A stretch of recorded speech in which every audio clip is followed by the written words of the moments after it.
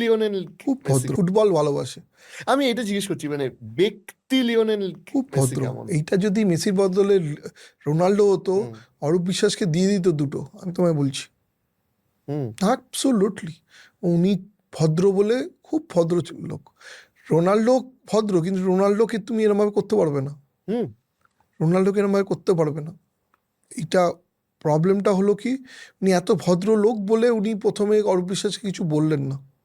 হুম, নাহলে উনি করতে চেয়েছিলেন, উনি বাচ্চা আর বল প্রচণ্ড ভালোবাসে, বাচ্চাদের সঙ্গে টাইম স্পেন্ড করে। ওই জন্যই তো আমি টিকি টাকাটা করেছিলাম। বাবু একটা প্রজন্মের জন্য কত ইন্সপায়ারিং হতো, বাচ্চাটা সঙ্গে খেলছে, ইয়ে করছে, ওই করছে। সবাই আমাকে কমপ্লেন করছে, আরে তুমি তো ফুটবল খেলাতে পারতে। আরে ভাই, পুরো আর্জেন্টিনা আমি তো রংভাবে সেল করিনি, আমার ক্ষমতা এটাই। দেখলে তো কেরালাতে বলেছিল আর্জেন্টিনার টিম আসবে, এলো? না, আমি তো ফার্স্ট ডেই বলেছিলাম আসবে না, কেন আমি জানি এটা ফাইন্যান্সিয়াল ম্যাট্রিক্সে দাঁড়াচ্ছে না, আসতে পারবে না।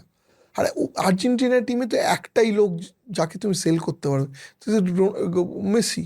পর্তুগালে কে সেল করতে হবে? রোনাল্ডো। হুম। আমি যদি আনি, আমি রোনাল্ডো কেন, আমি পর্তুগাল আনার ভুলটা করবো আমি না। এই সূত্রেই জিজ্ঞাসা করবো যে আর এক পর্দা কি আসবে? দেখো, আমি Messi admirer, but super Ronaldo fan. মানে পেলে, মারাদোনা, মেসি 3-10 হয়ে গেছে। রিটায়ার আমি যদি করব, রোনাল্ডোকে নিয়ে করব। এটা আমি আবার ম্যানিফেস্টেশন, পারবো কি পারবো না পরের কথা। হুম, আমি রোনাল্ডোকে নিয়ে করব। আর আরেকবার মেসি আমি চেষ্টা করব কলকাতায়। ডেফিনেটলি। আমি চেষ্টা করব, বিশ্বাস করো। আমার গভর্নমেন্টের থেকে একটা টাকা দরকার নয়, যদি আমাকে জাস্ট সিকিউরিটি দিয়ে দেয়, আমি ঠিক জোগাড় করে ওকে রাজি করে নিয়ে চলে আসবো।